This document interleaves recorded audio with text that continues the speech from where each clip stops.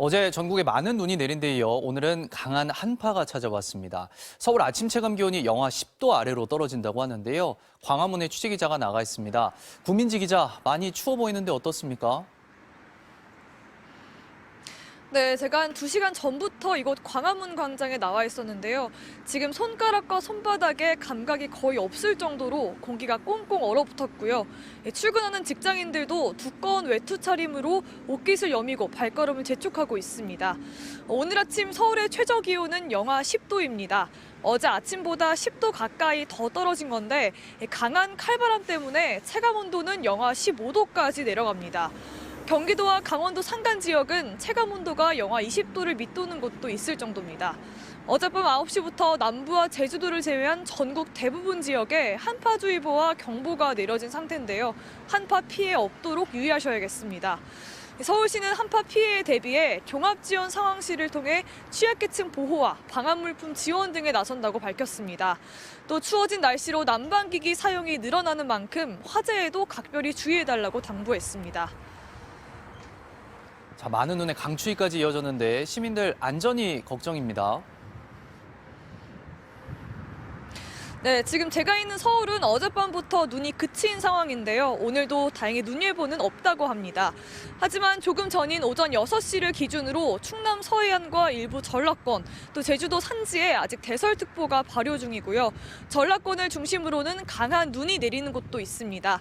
기상청은 전남권과 경상 서부 내륙은 오늘 오후까지, 또 충청권 내륙과 전북 내륙은 밤까지 눈이 내릴 걸로 내다봤습니다. 특히 밤사이 기온이 더 떨어져 빙판길이 형성되면서 강원도와 경기고속도로 일대에선 밤새 미끄러짐 사고도 접수가 됐는데요. 강원도 원주에서는 눈길에서 승용차가 완전히 뒤집힌 제보 영상이 들어오기도 했습니다. 다행히 다친 사람은 없었다고 합니다. 눈이 녹지 않은 곳이 많으니 교통사고 나지 않도록 출근길 안전에 각별히 유의하셔야겠습니다. 지금까지 광화문에서 전해드렸습니다. 미국의 소비자 물가 상승률이 7% 초반에 그치면서 1년 만에 최저치를 기록했습니다. 물가가 정점을 찍고 둔화되기 시작했다는 평가가 나오는데요. 미국 연방준비제도가 내일 금리 인상폭을 줄일 것이라는 관측이 힘을 얻고 있습니다. 뉴욕에서 이용주 특파원입니다. 미국의 11월 소비자 물가 상승률이 7.1%로 나타났습니다. 지난해 12월 이후 1년 만에 최저 수준인데다 전문가들의 당초 예상보다도 더 낮게 나왔습니다. 소비자 물가는 지난 6월 9%를 돌파하면서 40여 년 만에 최악이란 평가를 받았습니다. 이후 석 달 연속 8%대를 유지하다 10월 들어 7.7%로 꺾였고 지난달 7% 초반까지 내려온 겁니다. 물가 상승폭을 줄이는데 가장 크게 기여한 건 에너지 가격 하락입니다. 한 달 전, 그러니까 10월에 비해 전체적으로 1.6% 떨어졌고 그중에서도 휘발유 가격은 2%로 가장 큰 낙폭을 기록했습니다. Right now, I think it's much better than it was. Honestly, it's so, like, to fill my tank, I would get worried in the past, but now that it's going down, I mean, it's still sort of high, but it's much, much better. 식료품 물가는 여전히 10%대로 높게 나왔지만 한 달 전과 비교하면 계속 낮아지고 있는 것으로 나타났습니다. 바이든 대통령도 주춤해진 물가를 반겼습니다. 경제가 올바른 방향으로 가고 있다면서 시간이 걸리더라도 물가가 정상 수준으로 돌아갈 것으로 확신한다고 밝혔습니다. Can you say when you expect prices to get back to normal, Mr. President? I hope by the end of next year we're much closer, but I can't make that prediction. I'm convinced they're not going to go up. 현지 언론은 물가 상승률이 정점을 찍었다는 해석에 힘이 실리고 있다고 평가했습니다. 올해 마지막 금리 인상 회의에 들어간 연방준비제도는 4차례 연속 자이언트 스텝을 끝내고 내일 다소 낮아진 금리 인상 폭을 발표할 것으로 예상됩니다. 뉴욕에서 MBC 뉴스 이용주입니다. 중국의 동영상 공유 앱 틱톡을 미국에서 전면 금지하는 법안이 미국 상하원에서 동시에 발의됐습니다. 틱톡의 모 회사가 사용자 정보를 중국 정부에 넘기면서 자국민을 감시하고 있다는 우려 때문입니다. 워싱턴에서 왕종명 특파원입니다. 공화당의 마코 루비오 상원 의원과 민주당의 라자 크리슈 나무르티 하원 의원은 틱톡의 미국 내 사업을 금지하는 법안을 각각 상하원에 발의했다고 밝혔습니다. 법안의 공식 명칭은 중국 공산당의 인터넷 감시, 강압적 검열과 영향, 알고리즘 학습에 따른 국가적 위협 회피입니다.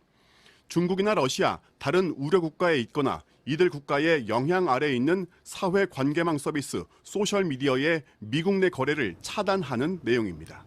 특히 틱톡의 모회사인 중국 바이트텐스와 틱톡은 이 회사가 우려 국가의 실질적 영향을 받고 있지 않다는 걸 미국 대통령이 의회에 증명하기 전까지 사업 금지 대상에 포함시켰습니다.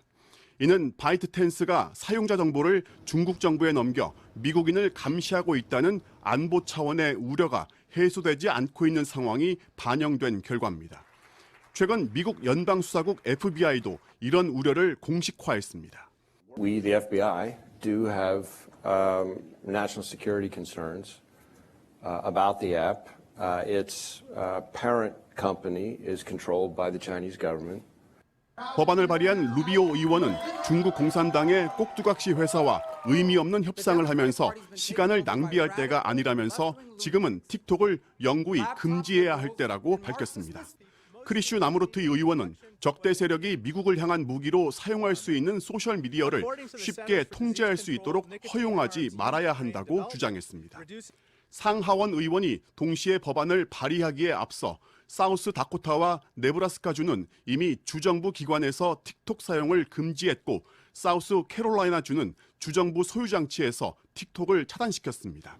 워싱턴에서 MBC 뉴스 왕중명입니다. 일산의 한 오피스텔에서 여성을 살해하고 달해난 40대 용의자가 경찰에 긴급 체포됐습니다. 전자발찌를 찬 성범죄 전과자였는데 술에 취한 상태였습니다. 신재용 기자입니다. 경기도 고양시 일산 동구의 한 오피스텔. 세대 현관문 앞에 경찰 통제선이 쳐 있습니다. 어제 오후 4시쯤 이 오피스텔 안에서 40대 여성이 심정지 상태로 발견됐습니다. 여성과 함께 있었던 건 이곳에 거주하는 40대 남성 박모 씨였습니다. 박 씨는 자신의 어머니를 찾아가 여성을 살해했다고 밝힌 뒤 도망쳤습니다. 신고를 받고 출동한 경찰은 일산 서구의 한 지하철역에서 박 씨를 긴급 체포했습니다. 신고 접수 1시간 만이었는데 박 씨는 술에 취한 상태였습니다. 박 씨는 평소에도 알코올 중독 치료센터에 다녔을 정도로 술을 자주 많이 마셨던 것으로 전해졌습니다. 이웃 주민들은 며칠 전에도 큰 소리를 들었다고 말했습니다. 저는 그때 저기 사람 남자분이 혼자 술을 마셨는지 안 마셨는지 큰 소리로 한참 동안 얘기하는 걸 들었거든요. 박 씨는 성폭력 전과가 있어 전자발찌를 부착해야 하는 보호관찰 대상자였습니다. 범행 당시 전자발찌를 훼손하려 시도했지만 실패한 것으로 전해졌습니다. 경찰은 박 씨를 상대로 정확한 사건 경위와 범행 동기 등을 조사하고 있습니다. MBC 뉴스 신재용입니다.